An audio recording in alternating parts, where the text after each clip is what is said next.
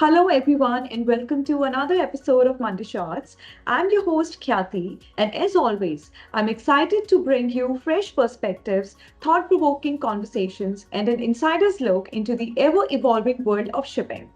Today, we have the pleasure of being joined by an exceptionally distinguished guest, a stalwart in the maritime industry whose extensive knowledge, inspiring leadership, and remarkable professional journey have made a lasting impression. Please join me in welcoming Mr. Sabyasachi Hajara. Mr. Hajara is one of the best known names in the global shipping industry. He is the former chairman and managing director of the Shipping Corporation of India and a proud recipient of the prestigious Varuna Award, the highest honor in the Indian maritime sector. In 2010, he was recognized among the top 100 most influential personalities in the global shipping industry by both Tradewinds and Lloyd's List. He also represented India in various international fora like ILO, IMO, etc., and won innumerable awards and accolades during his career. He's currently on the board of APJ Shipping and Adani Ports. Mr. Hazara, welcome to Monday Shots. We are so delighted to have you here, and we hope you are equally excited like I am. Thank you, Khyati. It is my pleasure to join, and my greetings to all the audience who will be listening to us. I am always excited to speak about shipping because I have spent over 5 decades in this industry, and this industry has gone into my blood. I am not only a shipping professional and just carried out my job, but I was absolutely passionate about shipping, which I am still. So Yes. definitely it is exciting for me to join you. Great, sir. Great to know. And I'm too excited to, jump onto the questions. So let's dive in and hear firsthand from Mr. Hazara right here on Monday Shots. So, sir, your journey in the maritime world has been nothing short of extraordinary, as far as I know. So, could you take us back to where it all began? As far as I know, you initially wanted to pursue medicine, right? So, I'm really curious to know what inspired you to pursue a career in shipping and what made you change your mind and take this path instead. You see, my maternal uncle was a very renowned doctor, and I was always inspired to emulate his footsteps and become a doctor because I still believe, not only I believe then, but I still believe that medicine is the most noble profession that one can have. Unfortunately, I passed out my higher secondary examination. In those days, it was after class 11. Too early. I passed out at the age of 14, and I was Oh, debarred from joining the medical college because of the lower age limit. So after 1 year, I could have joined, but then I did not want to become junior to all my friends with whom I had studied in school. So that's why I simply pursued firstly chemistry. I did the graduation, honors graduation in chemistry, and then from the college straight away I joined the Indian Institute of Management, Calcutta, which, by the way, the India's very first yes, management institute. It, of course, precedes Ahmedabad by barely a fortnight, but nevertheless, it is the first. Ahmedabad comes second in yes. terms of chronology. So I passed out of IIM Calcutta at the age of about 20 and immediately, joined Shipping Corporation of India. Again, if you ask me why did I choose shipping as a profession, I will be very honest to say that at that point of time, I was not particularly interested to join shipping. But Shipping Corporation of India offered a job in Kolkata. And in those days, I wanted to, stay back in Kolkata because I was the only son. Of course, I have a sister, but I was the only son. So I wanted to stay with my parents. And Shipping Corporation of India offered a job in Kolkata. And why public sector? Because one of our professor, a very legendary professor, he had mentioned that the higher education in India is very highly subsidized, which was more in our time. It's little less in the present era. But nevertheless, because of that, he felt that the best way to give back is to work for either government directly or at least the public sector, because according to him, private sector, you mostly work for a handful of shareholders. Now, I would be very honest in admitting that today's situation is somewhat different, in the sense many private sector have a very large shareholding by the public institutions, and Right. similarly many public sector also have very large shareholding by the citizens and the financial institutions and others. So it is, it is not necessarily true that you are building wealth for the country only if you are working for public sector, but nevertheless, at that impressionable age, some of us, only some means just, I think it was two or three of us who decided to join public sector, and I decided to join public sector. And since, as I said, SCI was offering a job in Kolkata, that was something which I readily accepted. So that's how I came into shipping. But then I found shipping to be extremely dynamic and challenging. So therefore, I got absolutely, passionate about shipping in almost Mhm. no time. I'm not trying to be boastful, but I was placed in the institute's roll of honors. So I would reckon that I could have joined any other industry as well, even after gaining some experience in SCI. But I never felt like leaving shipping anymore. And in India, if you look at least the shipping companies, the private sector shipping companies are almost all family driven. So there you can become, let's say, even a president, but you are never actually in the board as a director or can aspire to be chairman, managing director. So as a professional, yes, you do crave for earning money, but at the same time, you also crave to reach the very top. So I Yes. found that my aspiration to reach the top was only possible through Shipping Corporation of India. If I had joined, let's say, Great Eastern or SR or any other shipping company, it was almost impossible to reach the top because they were all family driven. So that's Yes. how I stuck to SCI. I always say with tongue in cheek that I worked for a very short period of 40 years, having joined at the age of 20 and retired at the age of 60. I worked for a very short period of 40 years in SCI, and thereafter, I have fortunately been able to remain associated with the maritime industry.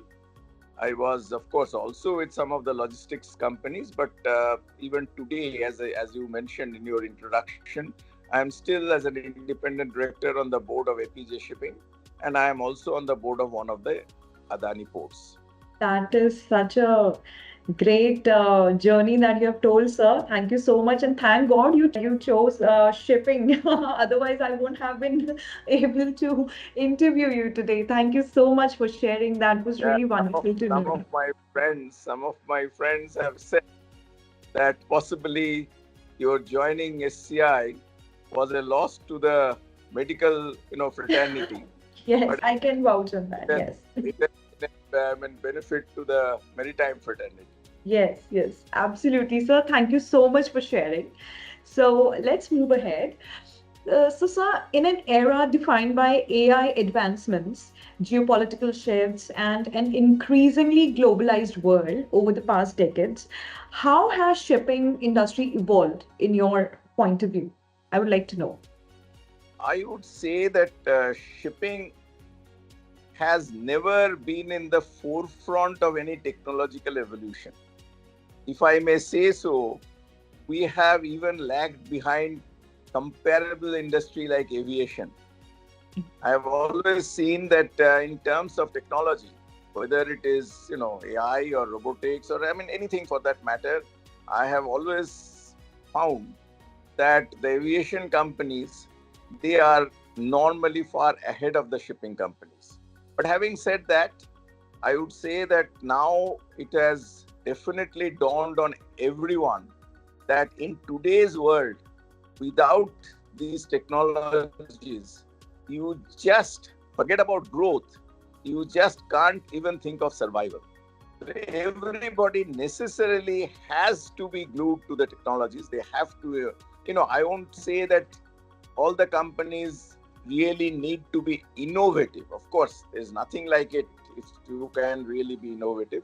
But I am saying it's not possible for all the companies to be innovative, but at least they must empower all their employees. It's not only the top echelon of the management, but Right. all the entire hierarchy, all the employees must be empowered to deal with the technologies. That's the only way that you can face the challenges of today as well as of tomorrow.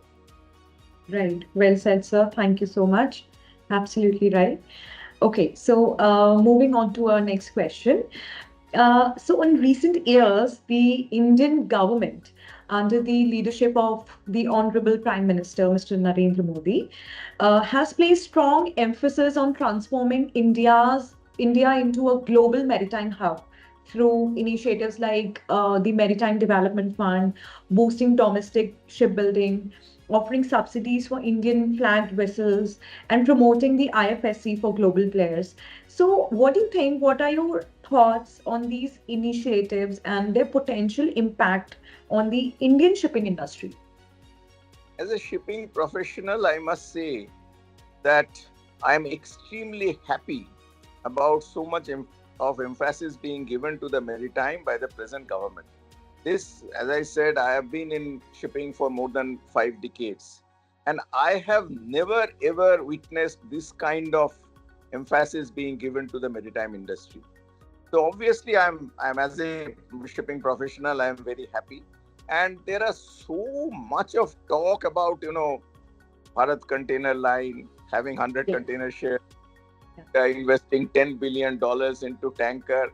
But of course, so far, let me be very honest, there are main three verticals in the maritime industry. Of course, there are plenty of other ancillary and very important, different industries. But in the maritime industry, the main three verticals are shipping, shipbuilding, and port. Now, as far as Government of India is concerned, so much has been declared about shipbuilding, so much has been declared about augmenting the Indian flag tonnage. But Right. so far, on the ground, we have achieved very little. Right. I would say that at least amongst these three verticals, what we have done in the port sector is quite commendable, in the sense that today our capacity has gone well beyond 3 billion tons. The handling has gone well beyond 1.5 billion tons.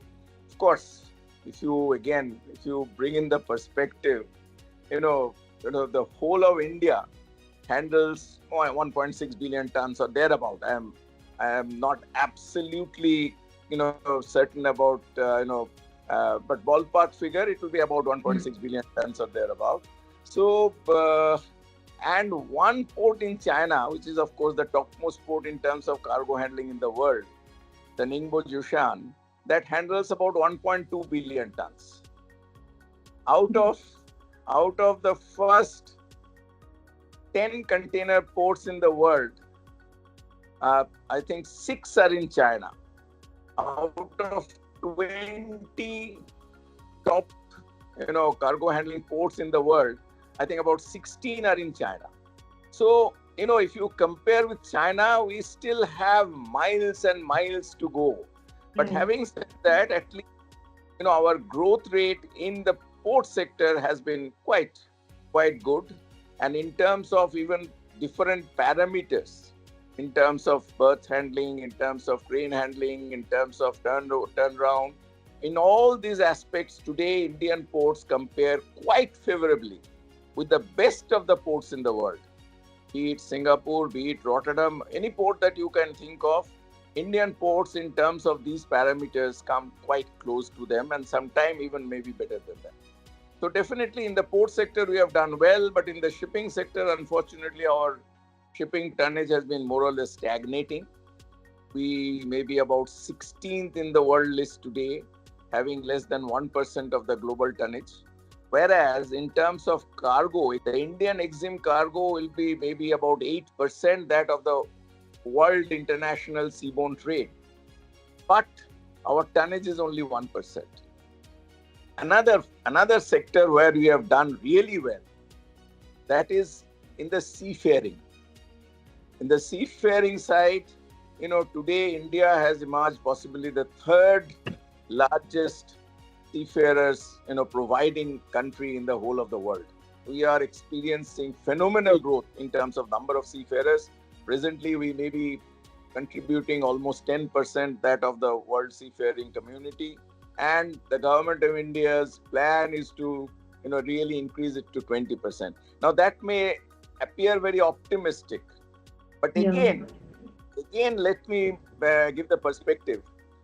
Indian population maybe is about 16 to 17% of that of the world.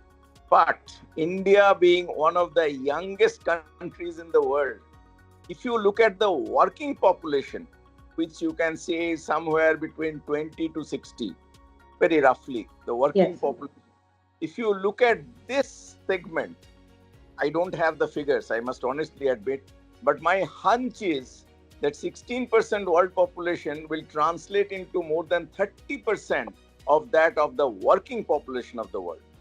So if we aspire to supply up to 20% of the seafaring community to the world, it is nothing unrealistic, because we have nearly 30%. And in many ways, Indian seafarers are considered to be the best in the world, second to none. And we have strong advantage in terms of the language, because English is the accepted language, shipping language all over the globe. All over the And, globe. and a very large segment of our population are English speaking. And, Yes. our education system is good. Our maritime training system is very good. So considering all that, aspiring to supply up to 20% of the seafaring community, in my opinion, is nothing absolutely unrealistic. It is achievable. So that is another maritime sector where India has done really well. Great to know, sir. Great to know, because government literally has made so many promises, and as you just shared, and the reality check is a bit different. But I'm sure in future we'll certainly achieve what should be achieved, as you said. So it is said that to achieve anything, you must first dream big. Now, in the previous budgets, without trying to undermine any government, and I am almost apolitical, but nevertheless, let me say that before this current government, central government came in, every year in the budget, we used to try to find the word shipping with a microscope, and most of the fail. But at least today, there are so Yes. many announcements about this maritime sector, which, as I said, as a shipping professional, which makes me very, very happy. We have to first dream to achieve anything. We are dreaming to become one of the very, very large maritime mega players. So that Correct. dream is there today with us. Absolutely, sir. Thank you so much. Thank you so much. Okay, so let's move on to our next question. So, sir, in India, shipping is often perceived solely as the merchant navy. Like, I'm not from a shipping background, but even when I used to hear this word shipping before joining this company, I used to think of merchant navy only. So, what do you think? How can we broaden this perception to reflect the diverse opportunities and roles within the shipping maritime industry? How can we change that perspective? So, first and foremost, maritime, of course, includes, we call them Big Brother, the Indian Navy. You are talking Yeah. of much, but definitely Indian Navy is absolutely vital for the merchant navy to prosper, particularly in the days of Somali pirates' attack on our ships.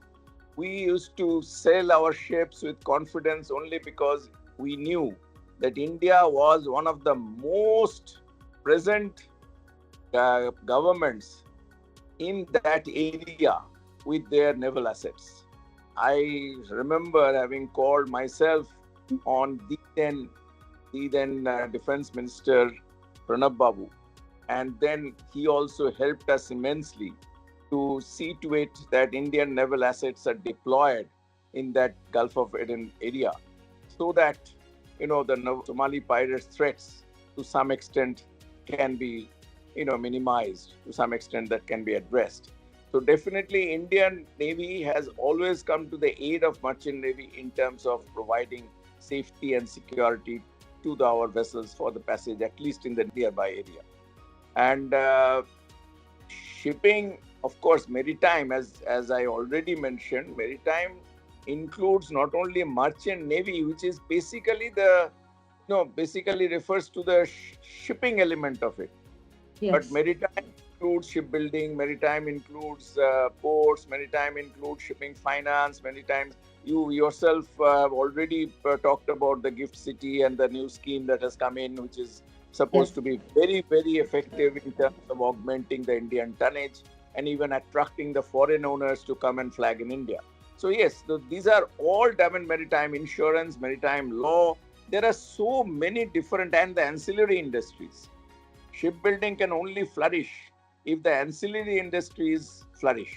There has to be a cluster of ancillary industries supporting the shipbuilding industry. So shipping has a tremendous multiplier effect. It is normally, assumed all over the world that shipping has a multiplier effect to the tune of nearly 2.5 to 3 on the national economy. So shipping is very important. Today, India, if I may use the word lose, at least it is, if not lose, at least it is a drainage. India pays to the foreign shipping lines to the tune of maybe $75 billion in terms of freight and charter hire per year. And if even 10%, 20% of this revenue can be plowed back into the Indian economy, then we are talking of, now we are talking of 5 trillion. We are already at, just above maybe 4 already. We are talking of 5 in the next year or thereabout. And we are talking by the 1947, by when our Honorable Prime Minister is dreaming that India really becomes a developed country. Our GDP is supposed to go up to maybe $40 trillion or even more. So therefore, to achieve all this, maritime is an extremely vital component. And definitely one aspect of that is Indian tonnage, because as I said, if Indian flag ships are increased, then the freight revenue of them increases. And again, another empirical study which was conducted by Indian National Shipowners Association, of which I happened to be the president for 5 continuous years. As a matter of fact, in independent India, I am the only person to have the privilege of heading Indian National Shipowners Association for 5 years in a row. Anyway, nevertheless, as I'm saying that in an empirical study, it was established that a dollar earned as freight by a foreign shipping line, of that, maybe maximum 10 cents get plowed back in Indian economy. Whereas out of a dollar earned as freight by an Indian shipping company, about 2/3, 66, 67 cents get plowed back into the Indian economy. So definitely it is going to tremendously give a boost to the Indian economy if Indian tonnage can be augmented. Great, sir. Thank you for sharing. That was very nice information. Thank you. Last but not the least question, sir. Uh, to establish a comprehensive maritime ecosystem in India, what additional components do you think are essential, such as a fully functional domestic P&I club, local marine underwriters, and a stronger bank financing mechanisms? What gaps still needs to be addressed? What do you think?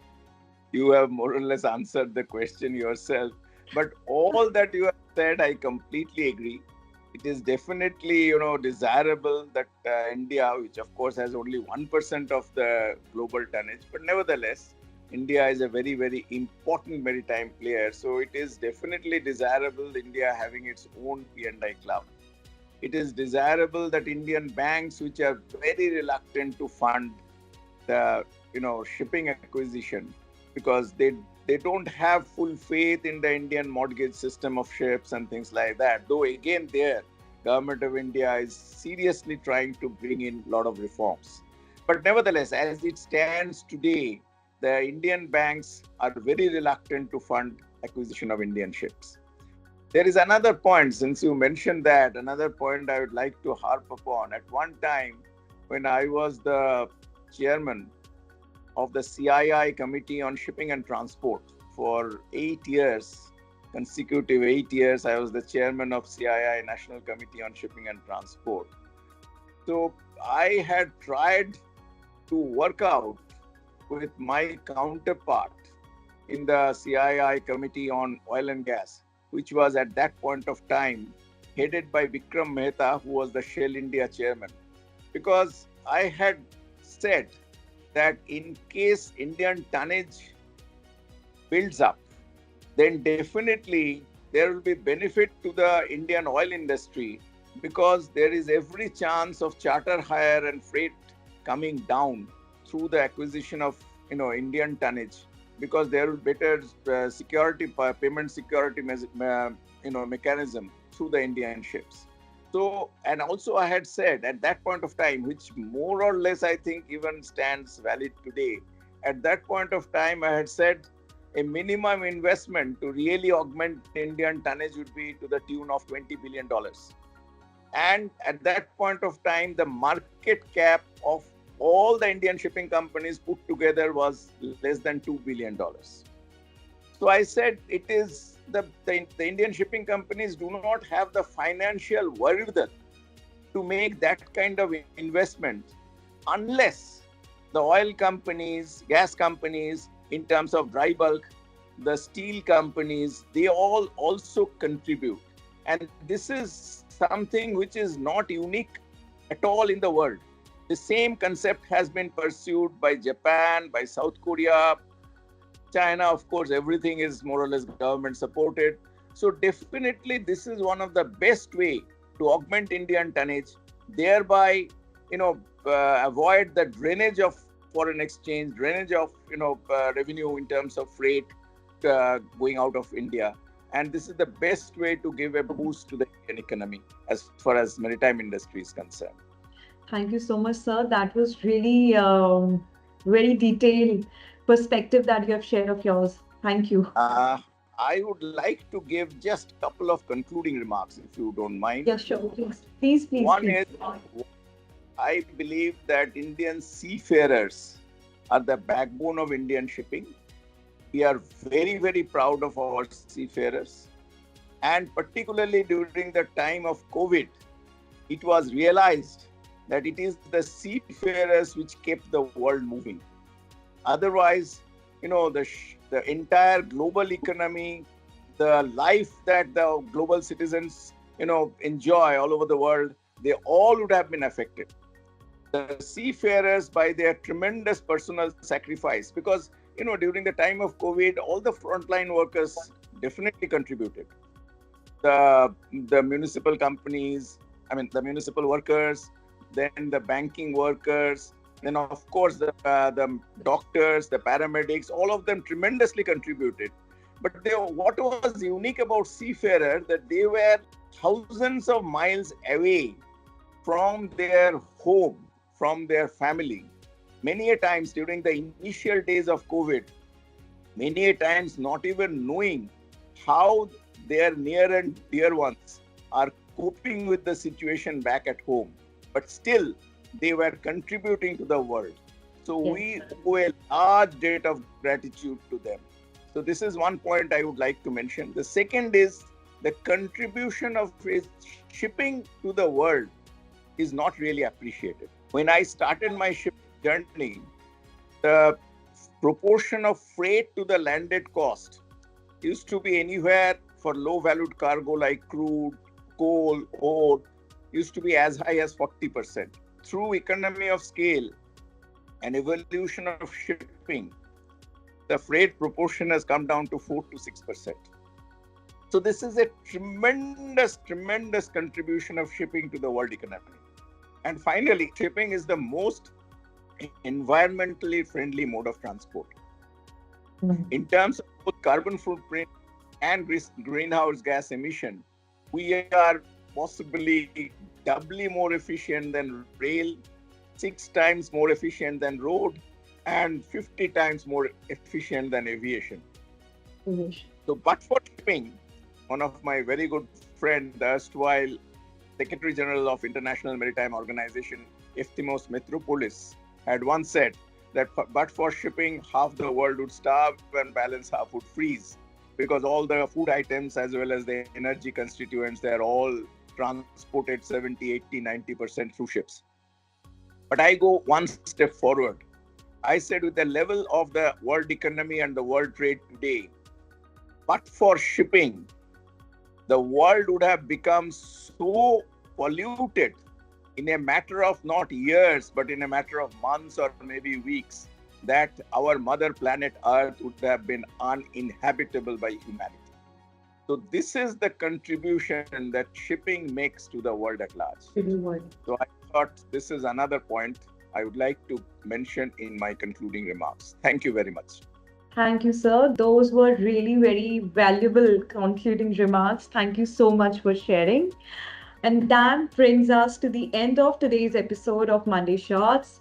Hajara sir, it has been an absolute honor to have you with us today. Your journey, insights, perspectives have not only enlightened me, but also inspired many listeners who are navigating their own careers in the maritime world.